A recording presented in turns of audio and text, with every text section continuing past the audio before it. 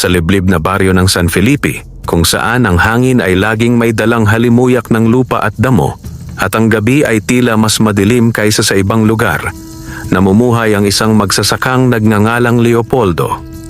Siya ay kilala sa baryo bilang tahimik, masipag, at may malalim na paggalang sa kalikasan. Mag-isa lamang siyang naninirahan sa kanyang maliit na kubo na nakatayo sa gilid ng palayan, malapit sa isang matandang puno ng balite na matagal nang kinatatakutan ng mga taga-baryo. Ayon sa mga matatanda, ang punong iyon ay hindi pangkaraniwan. Marami nang nakakita ng kakaibang anino roon tuwing hating gabi, at may ilan pang nagsabing may naririnig silang mabagal na paghitit ng tabako na tila nagmumula sa itaas ng mga sanga nito. Ngunit para kay Leopoldo, ang mga kwentong iyon ay hindi niya pinapansin.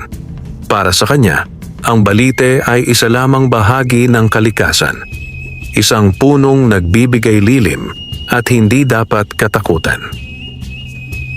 Isang gabi, habang ang buwan ay kalahating nakasilip sa kalangitan at ang mga palaka ay nagsisimulang umawit sa palayan, si Leopoldo ay nakaupo sa labas ng kanyang kubo. Hawak niya ang isang maliit na lampara at isang supot ng tuyong tabako. Sanay na siyang magpahinga sa ganitong oras matapos ang maghapong pagtatrabaho sa bukid. Tahimik ang paligid, ngunit may kakaibang bigat ang hangin. Parang may presensyang hindi maipaliwanag. Ngunit dahil sanay na siya sa katahimikan ng baryo, hindi niya ito gaanong pinansin.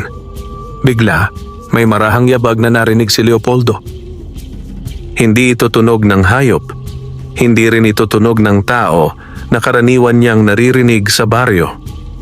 Ang bawat hakbang ay mabigat, tila may dalang bigat ng daan-daang taon. Unti-unting lumakas ang tunog hanggang sa huminto ito sa tapat mismo ng kanyang kubo. Dahan-dahang itinaas ni Leopoldo ang kanyang ulo. Sa harap niya, sa ilalim ng liwanag ng buwan, ay may isang napakalaking nilalang. Ito ay matangkad, higit pa sa 2 tao ang taas, at ang balat ay kulay kahoy na tila bahagi ng punong balite. Ang mga mata nito ay nagliliwanag ng mahinang pula, at ang buhok ay mahaba at tila ugat ng puno na bumabagsak sa balikat nito. Sa bibig nito ay may hawak na isang mahabang tabako. Hindi sumigaw si Leopoldo. Hindi siya tumakbo.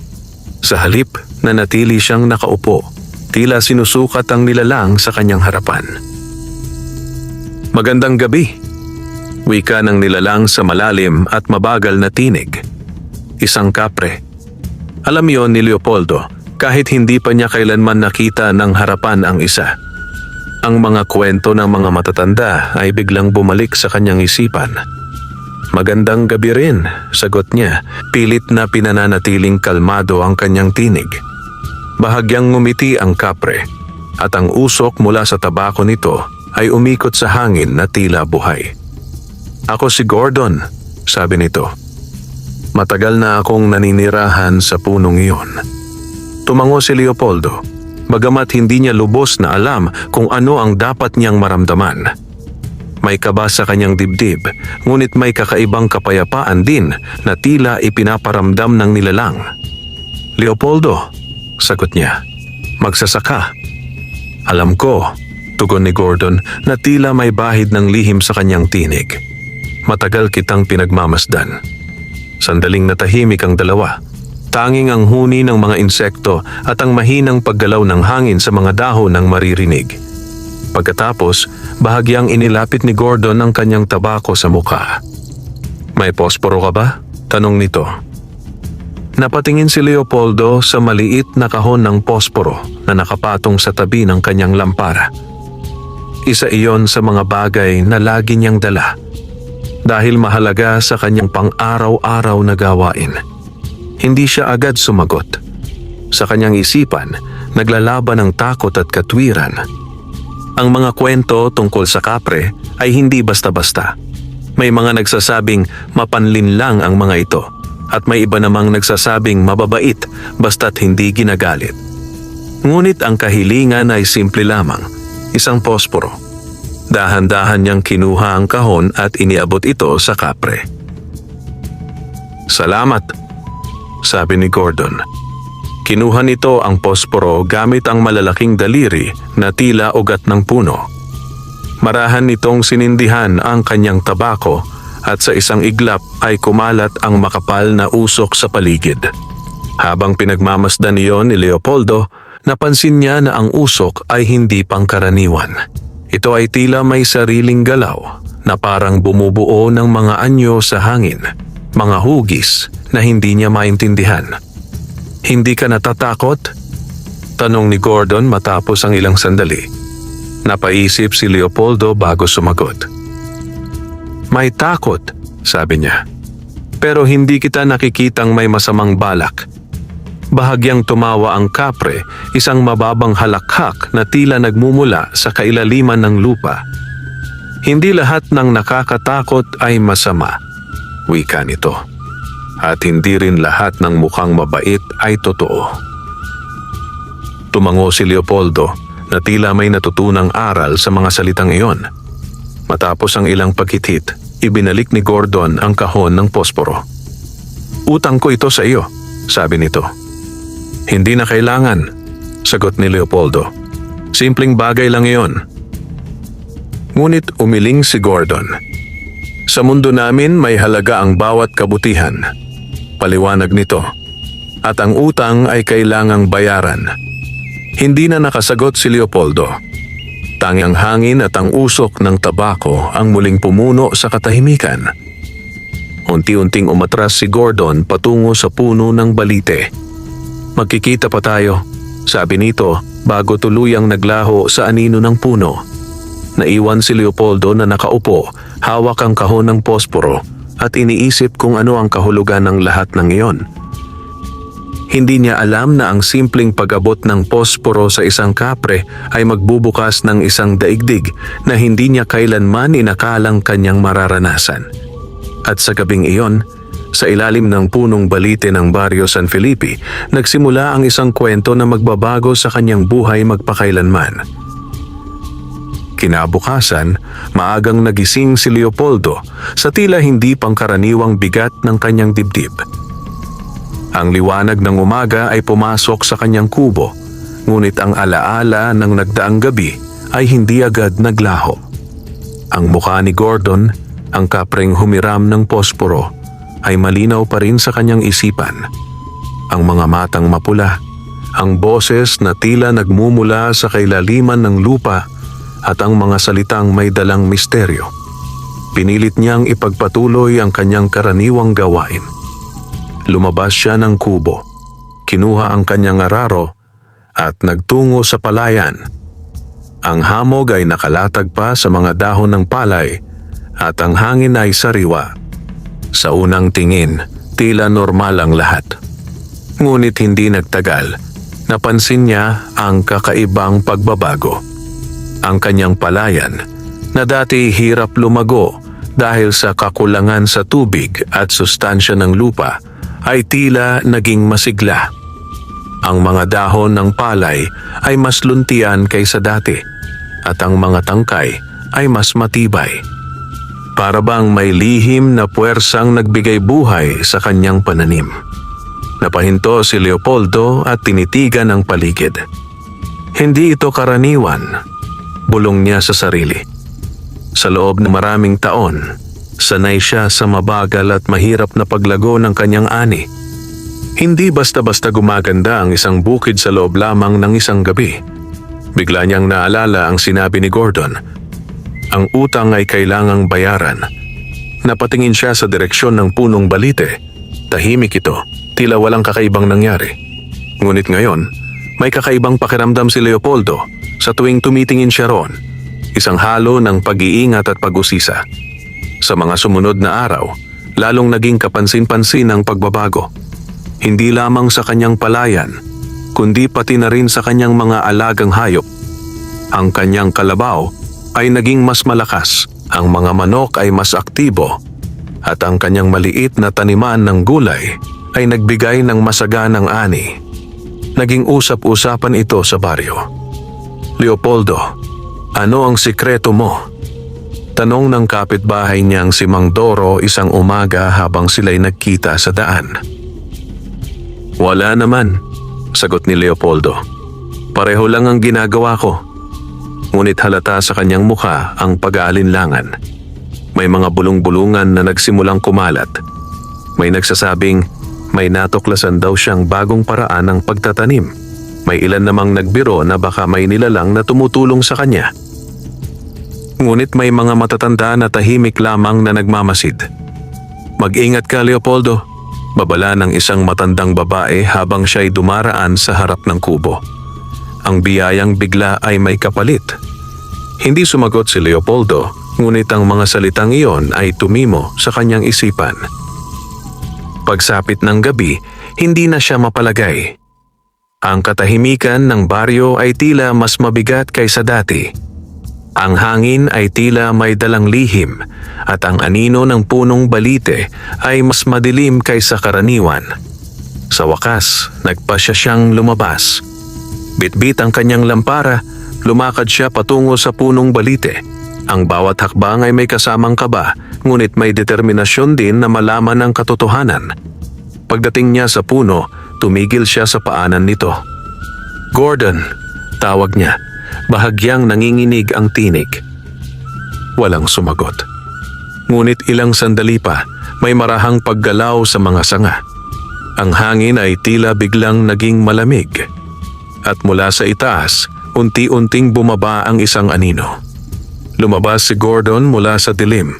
Dala ang kanyang tabako na muling naglalabas ng makapal na usok.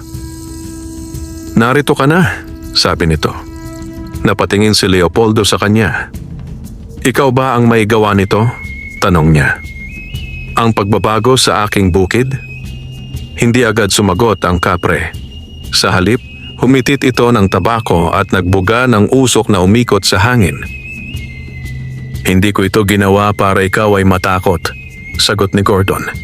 "Ito ay kabayaran lamang sa kabutihang ipinakita mo." "Hindi ko hinihingi ang kapalit," sabi ni Leopoldo. "Simpleng tulong lang ang ibinigay ko." "Sa mundo ninyo, maaaring ganon," tugon ng kapre. "Ngunit sa mundo namin, ang balanse ay mahalaga. Ang kabutihan ay dapat tumbasan." Napayuko si Leopoldo. "May kapalit ba ito?" tanong niya. Ngumiti si Gordon, ngunit ang ngiting iyon ay may halong misteryo. "Lahat ng bagay ay may kapalit," sabi nito. "Ngunit hindi lahat ay masama." Tumahimik ang paligid. "May darating na panahon na kakailanganin ko ang iyong tulong," dagdag ni Gordon. "At sa oras na yon, sana ay hindi mo ako tatanggihan." Napatingin si Leopoldo sa kanya at sa unang pagkakataon tunay niyang naramdaman ang bigat ng sitwasyon. Hindi ito simpleng utang na tulad ng sa tao. Ito ay kasunduan. Isang kasunduang hindi niya lubos na nauunawaan. "Anong klaseng tulong?" tanong niya. Ngunit hindi agad sumagot si Gordon. Sa halip, tumingin ito sa malayo, sa direksyon ng kagubatan na nasa likod ng baryo. "Kapag dumating ang tamang oras, malalaman mo," wika nito. Pagkatapos ay unti-unti itong umatras hanggang sa muli itong lamunin ng anino ng punong balite.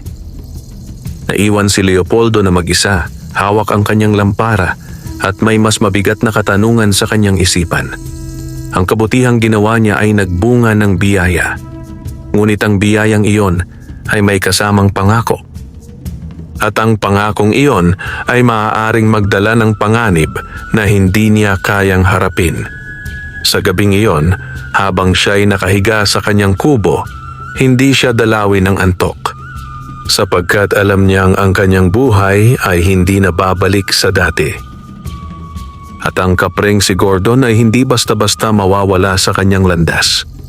Lumipas ang mga araw, ngunit ang bigat ng pangako ni Gordon ay nanatili sa isipan ni Leopoldo. Sa kabila ng masaganang ani at pagbuti ng kanyang kabuhayan, hindi siya lubos na mapalagay. Ang bawat biyayang natatanggap niya ay tila may kasamang aninong nakasunod sa kanyang likuran.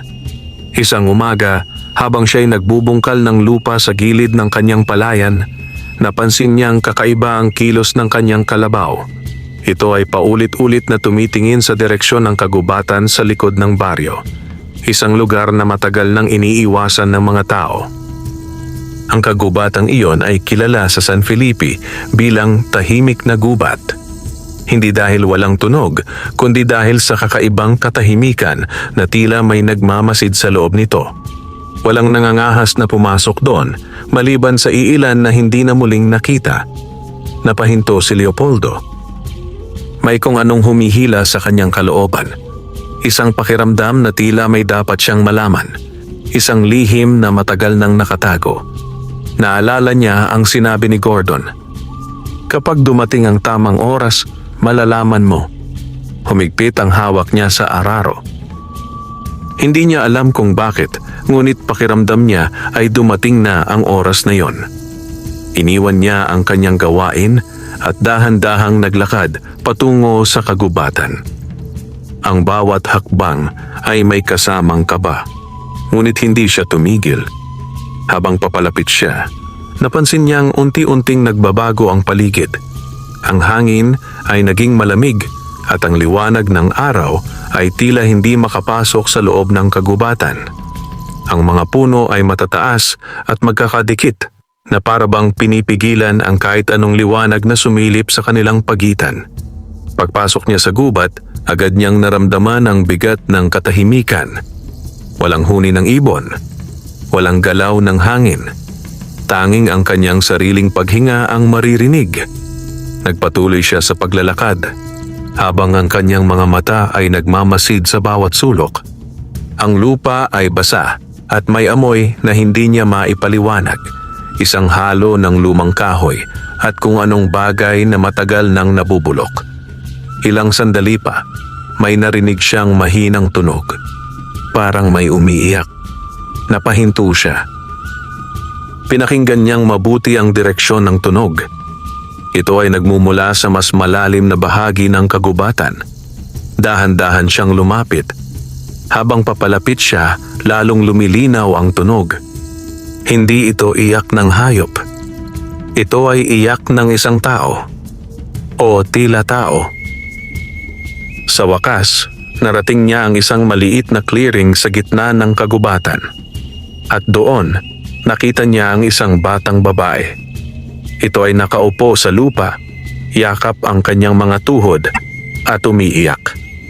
Ang kanyang buhok ay mahaba at gusot at ang kanyang damit ay tila lumana at marumi. Bata, tawag ni Leopoldo. Agad itong napatingin sa kanya. Ang mga mata nito ay puno ng luha, ngunit may kakaibang lalim na tila hindi pangkaraniwan sa isang bata. Kuya, mahina nitong sabi, tulungan mo ako. Lumapit si Leopoldo, ngunit may pag-iingat. Ano ang nangyari sa'yo? Tanong niya.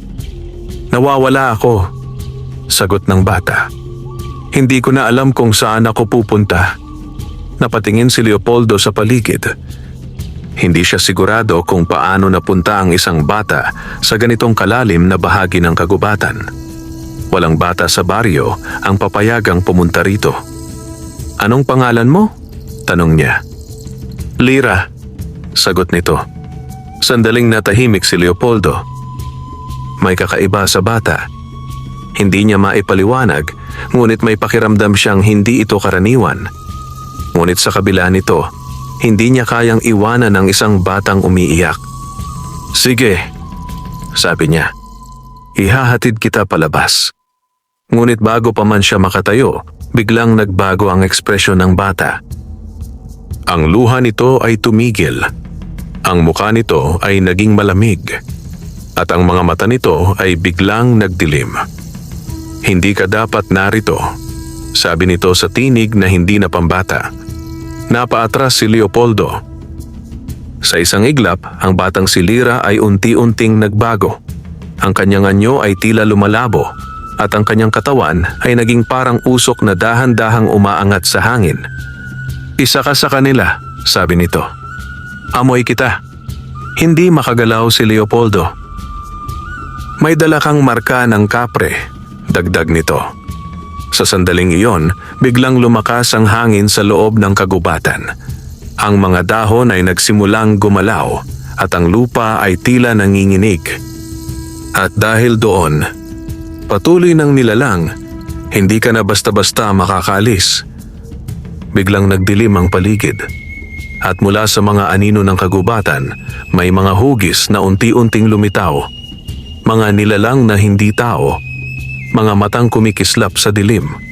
At sa gitna ng lahat ng iyon, si Leopoldo ay naiwan na nakatayo, hawak ang kanyang hininga at walang kasiguraduhan kung paano siya makakatakas. Sa sandaling iyon, naunawaan niya ang isang bagay. Ang kanyang pakikipag-ugnayan kay Gordon ay hindi lamang nagdala ng biyaya. Ito rin ay nagbukas ng pinto sa isang mundo na puno ng panganib. At ngayon, siya ay nasa loob na nito. Sa gitna ng madilim na kagubatan, napalibutan si Leopoldo ng mga matang kumikislap sa dilim. Ang bawat isa ay tila nagmamasid, nag-aabang, at naghihintay ng tamang sandali. Hindi niya matukoy kung ilan ang mga ito, ngunit sapat na upang maramdaman niya ang matinding panganib. Hindi siya makagalaw. Ang hangin ay tila naging mabigat at ang kanyang dibdib ay parang pinipisil ng hindi nakikitang puwersa. Sa kanyang harapan, ang nilalang na dating anyo ng batang si Lyra ay unti-unting nag-anyong ganap na kakaiba. Ang katawan nito ay tila binubuo ng usok at anino at ang mga mata nito ay kumikislap ng malamlam na liwanag. "Hindi ka kabilang dito," sabi nito sa malamig na tinig. Gusto mang sumagot ni Leopoldo. Hindi niya maibuka ang kanyang bibig. Ang kanyang mga paa ay tila nakabaon sa lupa at ang kanyang isip ay nalilito sa takot. Sa sandaling iyon, may biglang malakas na ihip ng hangin na dumaan sa kagubatan. Isang amoy ang sumunod. Amoy ng nasusunog na tabako. Unti-unting nagbago ang galaw ng mga anino. At mula sa itaas ng mga puno, may bumabang isang napakalaking figura. Si Gordon. Ang kapre ay lumitaw sa gitna ng kagubatan. Ang kanyang presensya ay agad nagdala ng kakaibang katahimikan. Ang mga matang kumikislap sa dilim ay unti-unting umatras at ang mga anino ay tila natunaw sa paligid. "Hindi siya sa inyo," sabi ni Gordon. Ang tinig ay mabagal ngunit may bigat na hindi kayang suwayin. Napatingin ang nilalang kay Gordon. "May marka siya," sagot nito. "Bahagi na siya ng ating mundo." "Hindi pa," tugon ni Gordon. "At hindi siya kukunin ng hindi ko pahintulot." Nagkaroon ng sandaling katahimikan. Ang mga nilalang sa paligid ay tila nag-aalangan. "May utang siya sa iyo," sabi ng nilalang. "At may utang ka sa kanya." Bahagyang ngumiti si Gordon, ngunit ang ngiting iyon ay may halong babala. "Ang utang ay sa akin," sabi niya. "At ako ang magtatakda kung kailan ito babayaran." Unti-unting umatras ang nilalang na si Lyra. Ang kanyang anyo ay muling naging usok at ang kanyang tinig ay humina. "Hindi ito matatapos dito," sabi nito bago tuluyang naglaho. Kasabay nito, ang mga matang nakapaligid ay isa-isang nawala. Ang kagubatan ay muling naging tahimik. Ngunit ang katahimikang iyon ay hindi nakapagdulot ng kapanatagan kay Leopoldo. Sa wakas, nagawa niyang gumalaw. Napaluhod siya sa lupa, hinihingal at pilit inuunawa ang mga nangyari. Lumapit si Gordon sa kanya. "Hindi ka dapat pumasok dito ng mag-isa," sabi nito. "Hindi ko alam," sagot ni Leopoldo. Ang tinig ay mahina. Parang may humihila sa akin. "May dahilan," tugon ng kapre. "Nararamdaman ng kagubatan ang mga tulad mo." "Mga tulad ko?" tanong niya. Tumingin si Gordon sa kanya. Ang mga mata nito ay tila sinusuri ang kanyang kalooban. "May dala kang marka ng aking mundo," paliwanag nito. "Simula nang tanggapin mo ang tulong ko, hindi ka naganap na bahagi ng mundo ng tao." Napayuko si Leopoldo. "Ibig sabihin, hindi na ako ligtas?" "Ligtas ka kung ako ang kasama mo," sagot ni Gordon. "Ngunit kung ikaw ay mag-isa, may mga nilalang na susubok na kunin ka." Nanlalamig ang pakiramdam ni Leopoldo. Bakit? Tanong niya. Dahil ikaw ay tulay, sabi ni Gordon. Isang tao na may ugnayan sa dalawang mundo. Hindi agad nakaimik si Leopoldo. Ang kanyang simpleng buhay bilang magsasaka ay tila biglang naglaho. Sa isang iglap, siya ay napasok sa isang mundong hindi niya kailanman pinangarap. Ano ang gusto mong gawin ko? Tanong niya sa wakas. Sandaling natahimik si Gordon. Pagkatapos ay humitit ito ng tabako at nagbuga ng makapal na usok. Panahon na para bayaran mo ang utang, sabi nito. Napatingin si Leopoldo. Ano ang kailangan kong gawin? Tumingin si Gordon sa direksyon ng mas malalim na bahagi ng kagubatan, isang lugar na mas madilim pa kaysa sa kanilang kinatatayuan. May isang bagay na ninakaw sa akin, sabi nito. At iyon ay nasa loob ng kagubatang ito. Ano yon? Tanong ni Leopoldo. Isang bahagi ng aking lakas, sagot ni Gordon. Isang lumang agimat na matagal ko nang iniingatan. Napakunot ang noo ni Leopoldo. Sino ang kumuha? Hindi agad sumagot si Gordon. Sa halip tumingin ito sa mga punong nakapaligid sa kanila na tila may kinakausap na hindi nakikita. Ang mga nilalang na tulad ng nakita mo, wika nito. Hindi sila basta-basta nagpapakita sa tao, ngunit ngayon sila ay nagiging mas agresibo. Dahil sa akin? Tanong ni Leopoldo. Bahagi ka ng dahilan, sagot ng kapre. Ngunit may mas malalim pang dahilan na hindi mo pa nauunawaan. Huminga ng malalim si Leopoldo. Kung tutulungan kita, sabi niya, makakabalik ba ako sa dati kong buhay? Hindi agad sumagot si Gordon. Ang katahimikan ay naging sagot. Walang sino man ang tunay na nakababalik sa dati matapos tumawid sa pagitan ng mga mundo, sabi nito sa huli. Napalunok si Leopoldo. Ngunit sa kabila ng lahat, alam niyang wala na siyang ibang pagpipilian. Kung tatanggihan niya ang kapre, maaaring siya mismo ang maging biktima ng mga nilalang sa kagubatan. At kung pumayag ako, tanong niya. Tutulungan kita, sagot ni Gordon. At poprotektahan kita hanggat kaya ko. Tumango si Leopoldo. Sige, sabi niya, tutulungan kita. Sa sandaling iyon, tila may nagbago sa hangin. Ang kagubatan ay muling naging tahimik, ngunit ngayon ay may kakaibang pakiramdam. Isang pakiramdam na tila may nagsisimula. Lumapit si Gordon at inilagay ang kanyang malaking kamay sa balikat ni Leopoldo. Simula ngayon, sabi nito, hindi ka na basta magsasaka. Tumingin si Leopoldo sa madilim na bahagi ng kagubatan. Isa ka ng bahagi ng lihim na mundong ito. At sa ilalim ng makakapal na sanga ng kagubatan ng San Felipe, nagsimula ang isang paglalakbay na puno ng panganib, hiwaga, at katotohanang matagal nang nakatago sa anino. Sa loob ng madilim na kagubatan, nagsimulang maglakad si Leopoldo at Gordon patungo sa mas malalim na bahagi nito. Ang bawat hakbang ay tila may kasamang panganib. Ang lupa ay malambot at basa, at ang hangin ay punong-puno ng kakaibang amoy na hindi pangkaraniwan sa mga lugar na alam ni Leopoldo. Tahimik si Gordon habang naglalakad, ngunit ang kanyang presensya ay sapat na upang maitaboy ang mga aninong nagtatago sa paligid. Ang mga sanga ng puno ay tila kusang umiiwas sa kanilang daraanan at ang mga ugat sa lupa ay gumagalaw na parang may sariling buhay. Gaano kalalim ang pupuntahan natin? Tanong ni Leopoldo, pilit pinapakalma ang sarili. Hindi malayo sa sentro ng kagubatan, sagot ni Gordon. Doon kung saan hindi na tumatapak ang tao. Napatingin si Leopoldo sa paligid. May nakapunta na ba roon na tao? Tanong niya. Sandaling natahimik ang kapre. May ilan, sagot nito. Ngunit hindi lahat ay nakabalik. Hindi na muling nagtanong si Leopoldo. Habang papalalim sila, napansin niyang nagbabago ang anyo ng kagubatan. Ang mga puno ay mas matataas, ang mga dahon ay mas makapal, at ang liwanag ay halos hindi na makapasok. Ang paligid ay tila nababalot ng manipis na hamog na gumagalaw kahit walang hangin. Maya-maya, huminto si Gordon. "Nararamdaman mo ba?" tanong nito. Pinikit ni Leopoldo ang kanyang mga mata.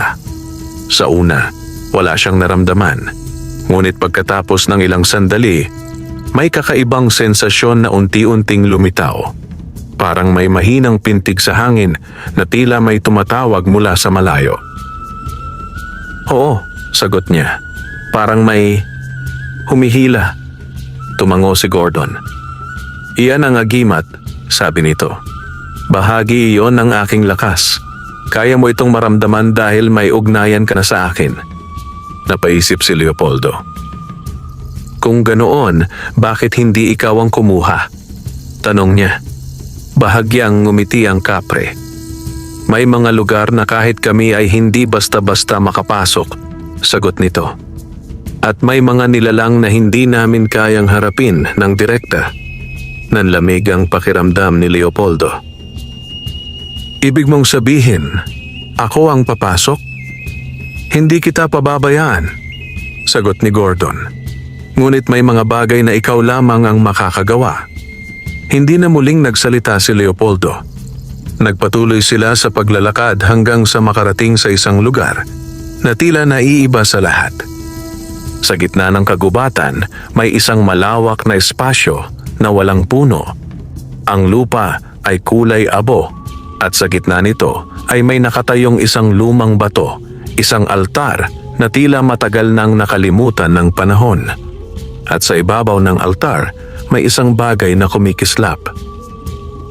"Ang agimat," sabi ni Gordon. Napatingin si Leopoldo. Ang agimat ay maliit, tila isang piraso ng batong itim na may ukit na hindi niya maintindihan. Ngunit kahit mula sa malayo, nararamdaman niya ang lakas nito, isang enerhiyang tila buhay. Ngunit hindi sila nag-iisa. Sa paligid ng altar, may mga aninong nakatayo. Mga nilalang na walang malinaw na anyo, ngunit ang kanilang presensya ay sapat upang maramdaman ang panganib. Ang kanilang mga mata ay kumikislap sa dilim, at ang kanilang mga galaw ay mabagal ngunit tiyak. "Silang kumuha," bulong ni Gordon. Napahigpit ang hawak ni Leopoldo sa kanyang sarili. "Ano ang gagawin ko?" tanong niya. "Lumapit ka," sagot ni Gordon. "Kunin mo ang agimat." Napatingin si Leopoldo sa kanya. "Ganun lang? Hindi magiging madali," sabi ng kapre. "Ngunit kung hindi mo susubukan, hindi natin ito makukuha." Huminga ng malalim si Leopoldo. Sa kabila ng takot, alam niyang wala na siyang ibang pagpipilian. Dahan-dahan siyang lumakad patungo sa altar.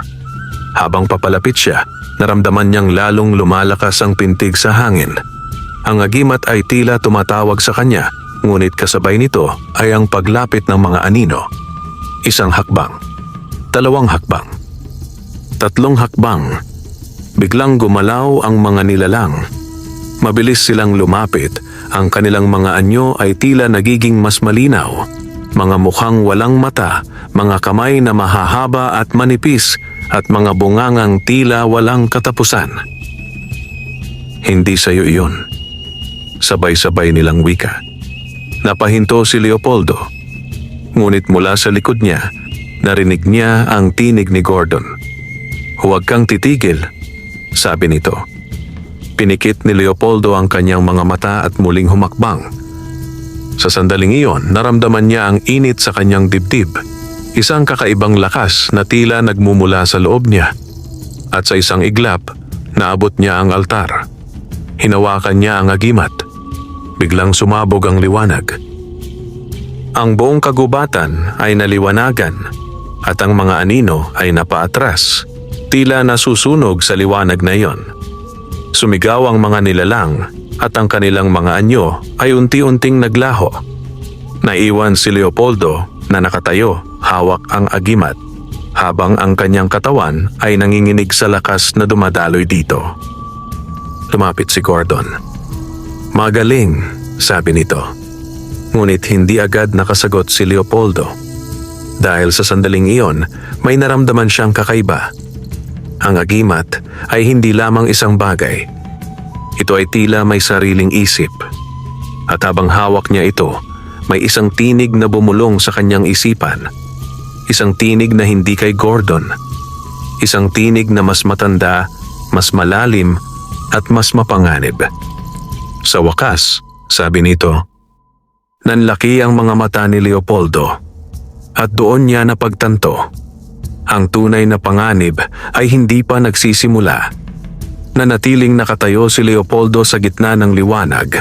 Hawak ang agimat na tila naglalabas ng sariling hininga.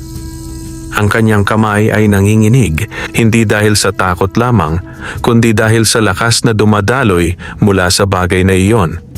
Ang paligid ay unti-unting bumalik sa dilim. Ang mga anino ay tuluyang naglaho, ngunit ang hangin ay nanatiling mabigat na parang may naiwan na hindi nakikitang presensya. Lumapit si Gordon. "Ibigay mo sa akin," sabi ng kapre, iniunat ang kanyang kamay. Ngunit hindi agad kumilos si Leopoldo. May bumubulong sa kanyang isipan. Hindi siya ang dapat mong sundin. Napapikit siya. Ang tinig ay malinaw, malalim, mabagal, at tila may kapangyarihang mag-utos. Ang kapre ay nagtatago ng katotohanan, patuloy ng tinig, at ikaw ang susi sa pagbubukas nito. "Leopoldo," tawag ni Gordon, mas mabigat na ang tono. "Ibigay mo sa akin ang agimat." Dahan-dahang iminulat ni Leopoldo ang kanyang mga mata. Tumingin siya kay Gordon. Sa unang pagkakataon, napansin niya ang kakaibang anyo ng kapre. Ang mga mata nitong tila nagmamasid hindi lamang sa kanya, kundi sa agimat na hawak niya. May pagnanasa sa titig nito, ngunit hindi niya matukoy kung ito ay pag-aalala o ibang bagay. "Ano ba talaga ito?" tanong ni Leopoldo. Sandaling natahimik si Gordon. "Bahagi ng aking kapangyarihan," sagot nito. "Isang bagay na hindi dapat mapunta sa iba." "May tinig ito," sabi ni Leopoldo. "At hindi ito katulad ng sayo." Hindi kumibo si Gordon. Sa halip, ang hangin sa paligid nila ay muling naging malamig. "Huwag kang makinig sa anumang naririnig mo," sabi ng kapre. "Ang agimat ay buhay, at tulad ng lahat ng buhay, maaari itong manlinlang." Ngunit muling bumulong ang tinig sa isipan ni Leopoldo. "Kung ibibigay mo sa kanya, mawawala ang iyong pagkakataon." Napahigpit ang hawak ni Leopoldo sa agimat. "Ano ang pagkakataon?" tanong niya, tila kinakausap ang sarili. "Ang makita ang katotohanan," sagot ng tinig. "Ang malaman kung bakit ikaw ang pinili." Napaatras si Gordon. "Leopoldo," sabi nito, "ngayon ay may bahid na ng babala. Hindi ka handa sa mga bagay na iyon." "Bakit ako?" tanong ni Leopoldo. "Bakit ako ang kailangang gumawa nito?" Walang sagot. Tanging ang katahimikan ang pumuno sa pagitan nila. Ngunit sa kanyang isipan, ang tinig ay muling nagsalita. "Dahil ikaw ang may kakayahang tumawid." "Tumawid saan?" bulong ni Leopoldo. "Sa pagitan ng dalawang mundo." Sa sandaling iyon, biglang nagbago ang paligid. Ang kagubatan ay tila lumabo, at sa isang iglap, may mga imahe na lumitaw sa kanyang paningin. Mga punong mas matataas kaysa sa kahit anong nakita niya. Mga nilalang na lumilipad sa hangin at mga anyong hindi maipaliwanag. Ito ay ibang mundo. At sa gitna nito, may isang anino na mas malaki kaysa sa lahat. Isang nilalang na tila nakatingin sa kanya. "Siya ang paparating," sabi ng tinig. Biglang nawala ang pangitain.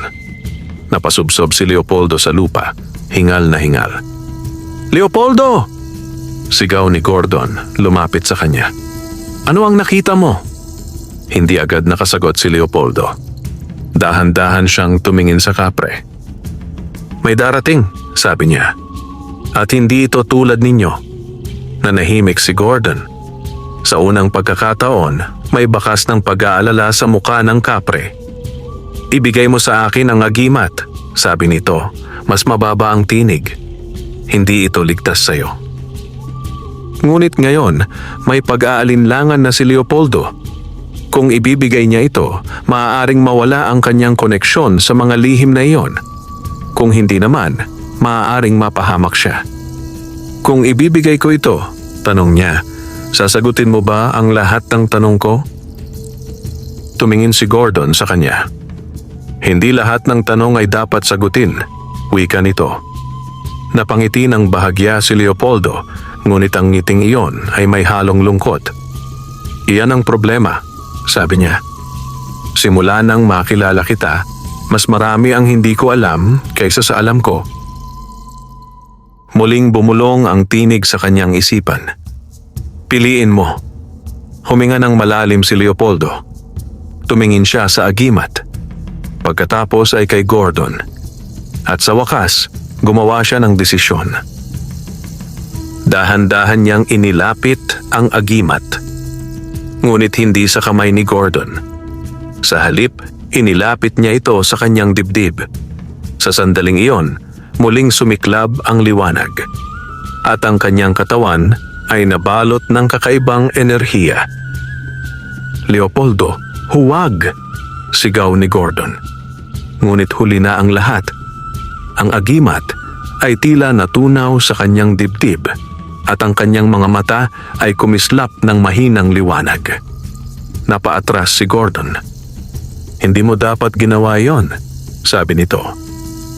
Dahan-dahang tumayo si Leopoldo. Ramdam niya ang lakas na dumadaloy sa kanyang katawan. Isang lakas na hindi niya pa kailanman naranasan. Ngunit kasabay nito ay ang bigat ng isang bagay na hindi niya lubos na nauunawaan. Ano na ako ngayon? Tanong niya. Hindi agad sumagot si Gordon. Tinitigan lamang siya nito na tila sinusukat ang kanyang bagong anyo. Isa ka ng bahagi ng agimat, sagot nito sa wakas. At ang agimat ay bahagi mo na rin. Napatingin si Leopoldo sa kanyang mga kamay. May mahinang liwanag na nagmumula sa kanyang balat. At ang tinig? Tanong niya. Hindi iyon mawawala, sabi ni Gordon. Dahil hindi na iyon hiwalay sa iyo. Sa malayo, sa kailaliman ng kagubatan, may isang malakas na ugong na narinig. Parang may nagising. At sa sandaling iyon, parehong napatingin sina Leopoldo at Gordon sa direksyong iyon. Sinimulan mo na, bulong ni Gordon. At sa unang pagkakataon, naramdaman ni Leopoldo ang tunay na bigat ng kanyang desisyon. Ang agimat ay hindi lamang isang kapangyarihan. Ito ay isang paanyaya. At may tumugon na. Ang ugong na nagmula sa kailaliman ng kagubatan ay unti-unting lumakas, na parabang may dambuhalang nilalang na gumigising mula sa mahabang pagkakahimbing. Ang lupa ay bahagyang nanginig, at ang mga sanga ng puno ay nagsimulang magkaluskos kahit walang hangin. Nanatiling nakatayo si Leopoldo, ang kanyang dibdib ay bahagyang nagliliwanag. Ramdam niya ang kakaibang init sa loob niya, isang lakas na hindi niya kontrolado at isang presensyang tila may sariling kamalayan. Ano iyon? Tanong niya, hindi inaalis ang tingin sa direksyong pinagmulan ng ugong. Hindi agad sumagot si Gordon. Ang kapre ay nakatingin din sa malayo, ang kanyang mukha ay mas seryoso kaysa dati. Iyon ang dahilan kung bakit hindi dapat ginamit ang agimat, sagot nito sa wakas. May binabantayan iyon. Napalingon si Leopoldo. Binabantayan? Ano? Isang nilalang na matagal nang nakatago, sabi ni Gordon. Mas matanda pa sa akin, mas malakas, at mas mapanganib. Nanlalamig ang pakiramdam ni Leopoldo. At nagising ko siya? Tumango si Gordon. Hindi mo sinasadya. sabi nito. Ngunit ang agimat ay parang susi at ikaw ang nagbukas ng pintuan. Sa sandaling iyon, muling naramdaman ni Leopoldo ang tinig sa kanyang isipan. Hindi siya ang kaaway. Napapikit siya. Kung hindi siya ang kaaway, sino? Bulong niya. Ngunit hindi agad sumagot ang tinig. Sa halip, ang ugong ay naging mas malinaw. Ngayon ay may kasamang mabagal na tibok na tila isang puso na muling nagsimulang tumibok matapos ang mahabang panahon. Dapat na tayong umalis, sabi ni Gordon. Hindi pa tayo handa. Ngunit bago pa sila makagalaw, biglang nagdilim ang paligid. Ang kagubatan ay tila naging mas makapal at ang hangin ay naging mas mabigat. At mula sa kailaliman ng dilim, may isang anyo na unti-unting lumitaw. Hindi ito katulad ng mga aninong nakita nila kanina. Ito ay mas malinaw, mas totoo. Isang napakalaking nilalang na tila gawa sa lupa at ugat ng puno.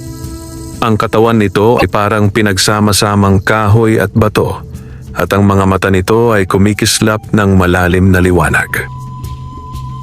Sa bawat hakbang nito, ang lupa ay bahagyang nanginginig. Napatras si Leopoldo. Iyan ba ang... Hindi niya natuloy ang tanong. Siya, sagot ni Gordon. Ang tagapagbantay. Tumigil ang nilalang sa kanilang harapan. Ang mga mata nito ay nakatuon kay Leopoldo. Ang may dala ng susi, sabi nito sa tinig na parang dumadagundong sa buong kagubatan. Hindi makagalaw si Leopoldo. Ramdam niya ang bigat ng presensya ng nilalang. Parang sinusuri siya nito, binabasa ang kanyang pagkatao. Hindi ko siya pinili, sagot ni Gordon, lumapit ng bahagya. Nagkataon lamang. Walang nagkakataon, tugon ng nilalang. Ang bawat hakbang ay may dahilan. Nanatiling tahimik si Leopoldo, ngunit sa kanyang dibdib, ang liwanag ay bahagyang lumakas. At ikaw, sabi ng tagapagbantay, ano ang hinahanap mo? Napatingin si Leopoldo sa nilalang. Hindi niya alam ang isasagot. Ngunit sa kanyang isipan, muling nagsalita ang tinig. Sabihin mo ang totoo. Huminga ng malalim si Leopoldo. Hindi ko alam, sagot niya. Ngunit gusto kong maintindihan kung ano ang nangyayari. Sandaling natahimik ang nilalang. Pagkatapos ay bahagya itong yumuko na tila pinag-iisipan ang kanyang sagot. Ang hindi pag-alam ay mas mapanganib kaysa sa maling kaalaman, sabi nito. Ngunit ang paghahanap ng katotohanan ay may kapalit. Napatingin si Gordon kay Leopoldo. Hindi mo kailangang gawin ito, sabi ng kapre. Ngunit hindi siya pinansin ni Leopoldo. Ano ang kapalit? Tanong niya. Ang mga mata ng tagapagbantay ay kumislap. Ang iyong pagiging tao, sagot nito. Nanlaki ang mga mata ni Leopoldo. Ibig mong sabihin? Ang agimat ay nagsimula ng baguhin ka, paliwanag ng nilalang. Kung ipagpapatuloy mo ang landas na ito, hindi ka na makakabalik sa dati mong anyo. Tahimik ang paligid. Ang mga salitang iyon ay tumimo sa isipan ni Leopoldo. Naalala niya ang kanyang simpleng buhay, ang kanyang kubo, ang kanyang palayan, ang kanyang tahimik na gabi. Lahat ng iyon ay maaaring mawala. Leopoldo, sabi ni Gordon, pwede pa tayong umatras. Ngunit bago pa siya makasagot, muling nagsalita ang tinig sa kanyang isipan. Ang katotohanan ay hindi para sa mga duwag. Napapikit si Leopoldo. Sa sandaling iyon, alam niyang nasa sangandaan siya ng kanyang buhay. Isang landas pabalik sa dati. At isang landas patungo sa hindi kilalang mundo. Dahan-dahan niyang iminulat ang kanyang mga mata. Ano ang kailangan kong gawin? Tanong niya. Napatingin ang tagapagbantay sa kanya. Sumama ka sa akin, sagot nito. At ipapakita ko sa iyo ang mundo na matagal nang nakatago. Napatingin si Leopoldo kay Gordon. Ang kapre ay tahimik, ngunit ang kanyang mga mata ay puno ng babala. Kapag sumama ka sa kanya, sabi ni Gordon, maaaring hindi ka na makabalik. Ngunit sa puso ni Leopoldo, may isang bagay na mas malakas kaysa sa takot, pag-usisa. At isang pakiramdam na ito ang kanyang kapalaran. Sasama ako, sabi niya. Sa sandaling iyon, ang hangin ay tila huminto. Ang tagapagbantay ay bahagyang tumango. Kung ganoon, sabi nito, handa ka na. Unti-unting nagbukas ang lupa sa kanilang harapan. Isang lagusan na bumabaon sa kailaliman ng kagubatan. At mula rito, may liwanag na hindi galing sa araw. Isang liwanag na tila nagmumula sa ibang mundo. Halika, sabi ng nilalang. Napalingon si Leopoldo kay Gordon sa huling pagkakataon. Mag-iingat ka, sabi ng kapre. Hindi lahat ng katotohanan ay dapat makita.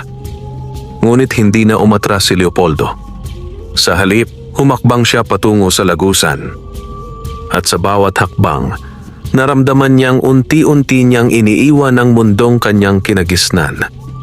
At papasok sa isang mundo na puno ng lihim, panganib, at katotohanang magbabago sa kanyang pagkatao magpakailanman. Ang bawat hakbang ni Leopoldo pababa sa lagusan ay tila paglayo sa kanyang dating pagkatao. Ang liwanag na nagmumula sa kailaliman ay hindi nakakasilaw, bagkus ay malamlam at kakaiba. Parang may sariling buhay na gumagabay sa kanya. Sa kanyang likuran, unti-unting nawala sa paningin ang entrada ng kagubatan. Wala nang balikan. Kasunod niya ang tagapagbantay. Ang mabibigat nitong hakbang ay umaalingaw-ngaw sa loob ng lagusan. Ang mga pader ay tila buhay, gumagalaw ng bahagya, parang humihinga. Nasaan tayo? Tanong ni Leopoldo habang patuloy ang pagbaba. Sa pagitan, sagot ng tagapagbantay. Hindi na ito ganap na mundo ng tao, ngunit hindi pa rin ito ang tunay na mundo namin. Napatingin si Leopoldo sa paligid. Habang sila'y papalalim, napansin niyang nagbabago ang anyo ng lagusan. Ang lupa ay unti-unting naging makinis na tila bato at ang liwanag ay nagiging mas malinaw. May mga ukit sa pader. Mga simbolo na hindi niya maintindihan ngunit tila may kahulugan. Ano ang mga ito? Tanong niya. Mga alaala, sagot ng nilalang. Ang mga nilalang na nauna sa iyo. Nanlamig ang pakiramdam ni Leopoldo. Ibig mong sabihin, may iba pang tao na dumaan dito? May ilan, sagot ng tagapagbantay. Ngunit hindi lahat ay nagtagal. Hindi na muling nagtanong si Leopoldo. Sa wakas, narating nila ang dulo ng lagusan. At sa kanyang harapan, mumungad ang isang tanawin na hindi niya kailanman inakalang makikita. Isang malawak na daigdig sa ilalim ng lupa. Ang kisame ay mataas at puno ng kumikislap na mga bato na tila mga bituin. Ang lupa ay may mga halamang hindi pa niya nakikita. Mga dahon na may sariling liwanag at mga puno na tila gawa sa kristal. Sa malayo may mga anyong gumagalaw. Mga nilalang, iba't ibang anyo. May maliit na tila duwende, may matangkad na parang kapre, at may mga anyong halos hindi may paliwanag. Napahinto si Leopoldo. Ito ang... Hindi niya natuloy ang tanong. Ang mundong nakatago, sagot ng tagapagbantay. Ang mundo nakasabay ng sa inyo, ngunit hindi ninyo nakikita. Hindi makapaniwala si Leopoldo. Habang siya'y nagmamasid, napansin niyang ang ilang nilalang ay napapatingin sa kanya. Ang kanilang mga mata ay puno ng pag-usisa at ang iba ay may bahid ng pagdududa. Hindi sila sanay sa presensya ng tao, paliwanag ng tagapagbantay. Lalo na sa isang tulad mo. Isang tulad ko? Tanong niya. May dala ng agimat, sagot nito. At may kakayahang tumawid.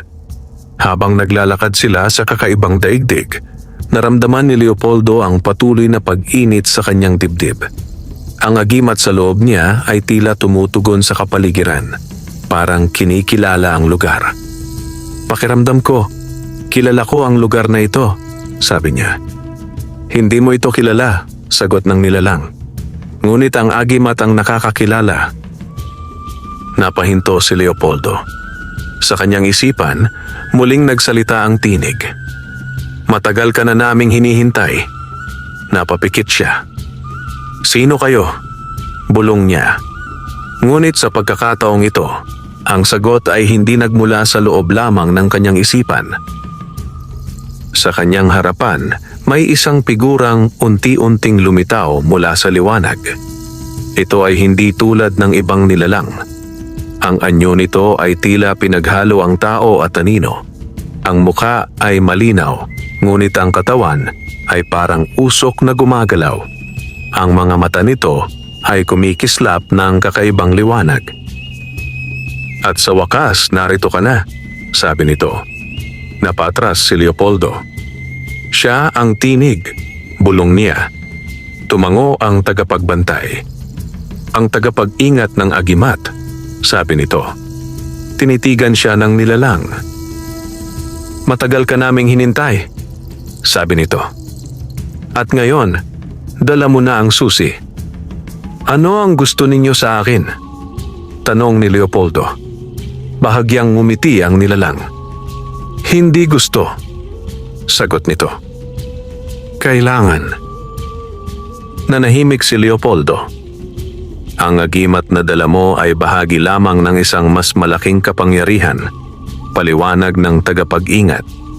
At ang kapangyarihang iyon ay unti-unting nagigising. At bakit ako? Tanong niya muli.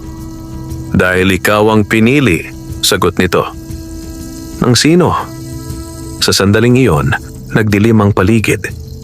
Ang liwanag sa ilalim ng lupa ay bahagyang kumupas at ang hangin ay naging mas malamig. At mula sa malayo, may isang presensyang unti-unting lumapit. Isang presensyang mas mabigat kaysa sa tagapagbantay. Mas matindi kaysa sa tagapag-ingat. Nang kanya, sabi ng nilalang. Napatingin si Leopoldo sa direksyon ng paparating na presensya. At sa kanyang dibdib, ang agimat ay muling nagliyab. Sa sandaling iyon, naunawaan niya. Hindi siya ang may hawak ng kapangyarihan. Siya ang hinahawakan nito. At ang tunay na nagmamay-ari ng agimat ay papalapit na. Ang hangin sa ilalim ng lupa ay biglang naging mas mabigat, na tila may dambuhalang presensyang bumabalot sa buong daigdig. Ang liwanag mula sa mga kumikislap na bato sa kisame ay unti-unting kumupas at ang mga nilalang sa paligid ay nagsimulang umatras. May paparating at lahat ay tila natatakot.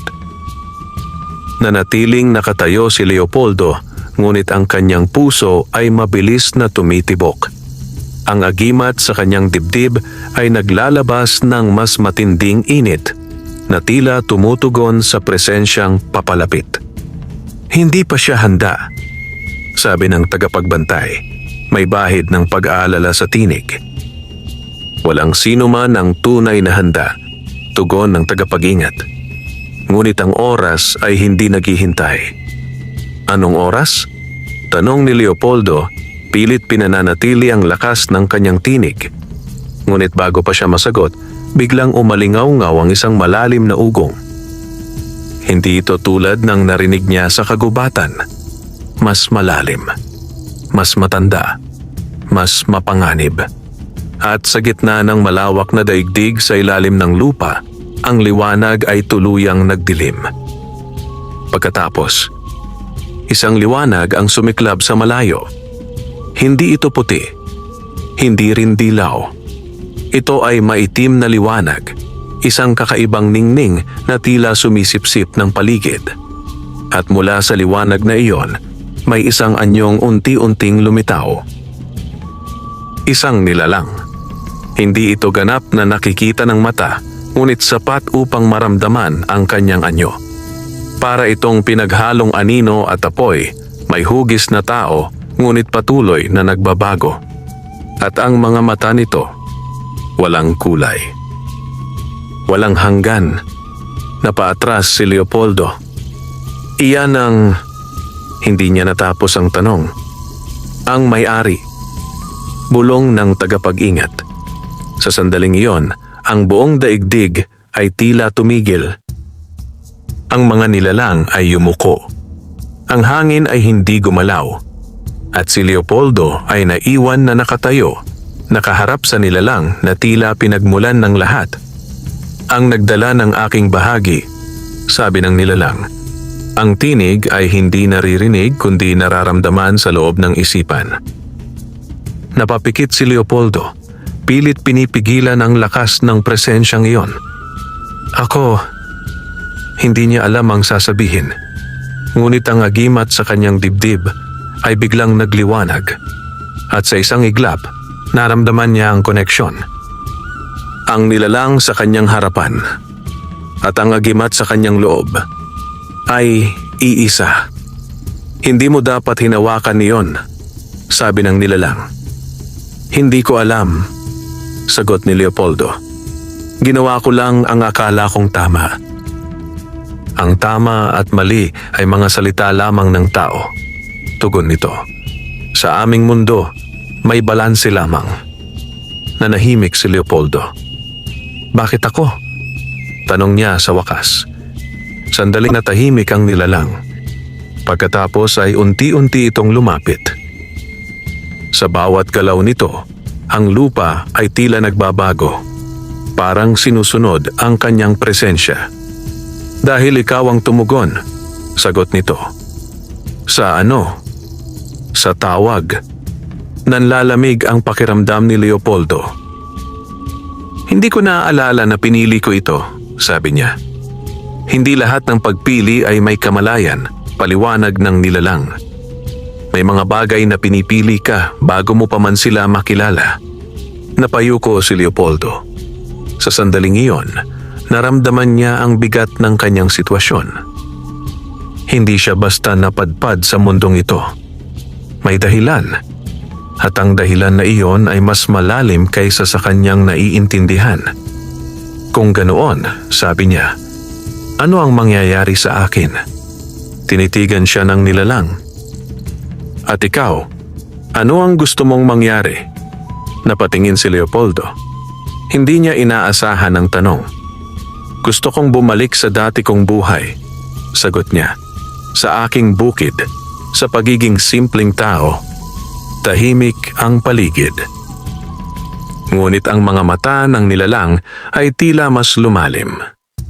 Kung iyon ang pipiliin mo, sabi nito, kailangan mong isuko ang agimat. Napahigpit ang hawak ni Leopoldo sa kanyang dibdib. At kung hindi, tanong niya. Kung hindi, sagot ng nilalang, hindi ka na babalik. Nanlalamig ang kanyang pakiramdam. 2 landas. 2 kapalaran. Leopoldo, sabi ng tagapagbantay, mag-isip ka ng mabuti. Ngunit ang tinig sa kanyang isipan ay muling nagsalita. Ang kapangyarihan ay hindi ibinibigay ng walang dahilan. Napapikit si Leopoldo. Sa kanyang isipan, bumalik ang mga alaala. Ang kanyang simpleng buhay, ang kanyang kubo, ang kanyang bukid, ang katahimikan ng gabi. Ngunit kasabay nito, naramdaman din niya ang lakas sa loob niya, ang kakaibang pakiramdam ng pagiging bahagi ng isang bagay na mas malaki. Dahan-dahan niyang iminulat ang kanyang mga mata. Tumingin siya sa nilalang. Ano ang mangyayari sa mundo kung tanggapin ko ito? Tanong niya. Bahagyang ngumiti ang nilalang. Isang ngiting walang emosyon ngunit may lalim. Magbabago, sagot nito. At ikaw ang magiging bahagi ng pagbabagong iyon. At kung hindi ko tanggapin, mananatili ang balanse, sagot nito. Ngunit may darating na iba. Napahinga ng malalim si Leopoldo. Sa sandaling iyon, alam niyang hindi lamang ang sarili niya ang nakataya. May mas malaki pa. Isang bagay na hindi niya palubos na nauunawaan. Ngunit kailangan niyang pumili. At ang kanyang desisyon ay magtatakda ng kanyang kapalaran. Tahimik ang buong daigdig sa ilalim ng lupa. Lahat ng nilalang ay nakatingin kay Leopoldo. Ang magsasakang minsang namuhay ng payak, ngunit ngayon ay nasa harap ng isang kapalarang hindi niya kailanman pinangarap. Sa kanyang dibdib, ang agimat ay patuloy na naglalabas ng init na tila naghihintay sa kanyang desisyon. Sa kanyang harapan, ang may-ari ay nananatiling tahimik, ngunit ang presensya nito ay sapat upang maramdaman ang bigat ng sandali. At ikaw, muling sabi ng nilalang, ano ang pipiliin mo? Napapikit si Leopoldo. Sa kanyang isipan, muling bumalik ang lahat. Ang kanyang kubo na gawa sa kahoy, ang kanyang palayan na unti-unting lumalago, ang tahimik na gabi sa baryo ng San Felipe, at ang simpleng buhay na dati sapat na sa kanya. Ngunit kasabay nito, naramdaman din niya ang bagong lakas sa kanyang loob. Ang kakayahang makakita ng hindi nakikita. Ang pakiramdam na siya ay bahagi ng isang mundong mas malawak kaysa sa kanyang kinagisnan. At higit sa lahat, ang katotohanang hindi na siya katulad ng dati. Dahan-dahan niyang iminulat ang kanyang mga mata. Tumingin siya sa may-ari. Kung isusuko ko ang agimat, sabi niya, makakalimutan ko ba ang lahat ng ito? Sandaling natahimik ang nilalang. Hindi, sagot nito. Ang kaalaman ay hindi nawawala, ngunit ang kapangyarihan ay aalis sa'yo. Napayuko si Leopoldo. At kung pipiliin ko ang kapangyarihan, magiging bahagi ka ng aming mundo, sagot ng nilalang. At ang iyong buhay bilang tao ay magtatapos. Napahinga ng malalim si Leopoldo. Sa kanyang tabi, ang tagapagbantay ay tahimik lamang. Sa malayo, ang tagapag-ingat ay nakatingin, tila naghihintay. At sa kanyang isipan, ang tinig ay muling bumulong. Ang tunay na lakas ay nasa pagpili. Dahan-dahan niyang itinaas ang kanyang ulo. Kung pipiliin ko ang kapangyarihan, tanong niya, ano ang mangyayari sa mga tulad ko, sa mga tao? Ang mga mata ng may-ari ay bahagyang kumislap. Magiging tagapagbantay ka ng balanse, sagot nito. Hindi ka na magiging tao lamang, kundi tulay ng dalawang mundo. Nanahimik si Leopoldo. Sa sandaling iyon, malinaw na sa kanya ang lahat. Hindi na siya makakabalik sa dati. Kahit piliin niya ang pagiging tao, ang mga nakita at naranasan niya ay hindi na mabubura. At kung pipiliin niya ang kapangyarihan, maaari niyang gamitin ito hindi lamang para sa sarili, kundi para sa iba. Para sa kanyang baryo, para sa mga taong walang kaalam-alam sa mundong ito. Dahan-dahan siyang lumakad palapit sa may-ari. Hindi ko hiniling ang kapangyarihang ito, sabi niya. Ngunit kung ako ang pinili, sandaling huminto si Leopoldo. At kung may dahilan kung bakit ako narito, huminga siya ng malalim. Tanggap ko. Sa sandaling iyon, sumiklab ang liwanag sa kanyang dibdib. Ang agimat ay nagningning ng mas maliwanag kaysa dati. Ang buong daigdig ay tila tumugon. Ang mga bato sa kisame ay kumislap at ang hangin ay nagbago. Unti-unting lumapit ang may-ari at sa isang iglap, inilagay nito ang kanyang kamay sa dibdib ni Leopoldo. Walang sakit, ngunit may bigat. Parang may bagay na tuluyang nagising sa loob niya. Simula ngayon, sabi ng nilalang, ikaw na ang tagapagdala. Ang liwanag ay unti-unting humupa. At nang muling luminaw ang paligid, si Leopoldo ay nakatayo pa rin. Ngunit hindi na siya katulad ng dati. Ang kanyang mga mata ay may bahagyang liwanag. Ang kanyang katawan ay tila may bagong lakas. At ang kanyang presensya ay hindi na lamang sa mundo ng tao. Natapos na, sabi ng may-ari. Hindi, Sagot ni Leopoldo. Ngayon pa lamang magsisimula. Sa likod niya may isang pamilyar na tinig. Leopoldo. Lumingon siya. Si Gordon. Ang kapre ay nakatingin sa kanya, may halong pagtataka at paggalang. Iba ka na, sabi nito. Hindi na ako katulad ng dati, sagot ni Leopoldo. Tumango si Gordon. Ngunit ikaw pa rin si Leopoldo. Bahagyang ngumiti si Leopoldo. Hindi ko makakalimutan kung saan ako nagmula. Unti-unting nagbago ang paligid. Ang daigdig sa ilalim ng lupa ay nagsimulang maglaho sa kanyang paningin. At sa isang iglap, si Leopoldo ay muling nasa harap ng kanyang kubo sa ilalim ng punong balite. Tahimik ang gabi. Parang walang nangyari. Ngunit alam niyang hindi iyon totoo. Dahil sa kanyang dibdib, naroon pa rin ang agimat. At sa kanyang isipan, ang tinig ay nananatili. Ngunit ngayon, hindi na ito banyaga. Bahagi na ito ng kanyang sarili. Tumingin siya sa kanyang palayan, sa baryo ng San Felipe. Sa simpleng buhay na kanyang pinanggalingan, at sa unang pagkakataon, nakita niya ang lahat hindi lamang bilang isang magsasaka, kundi bilang isang tagapagbantay, isang tulay, isang nilalang na may tungkuling panatilihin ang balanse sa pagitan ng dalawang mundo. At sa ilalim ng punong balite kung saan nagsimula ang lahat, natapos ang isang kwento at nagsimula ang isang bagong alamat. Wakas.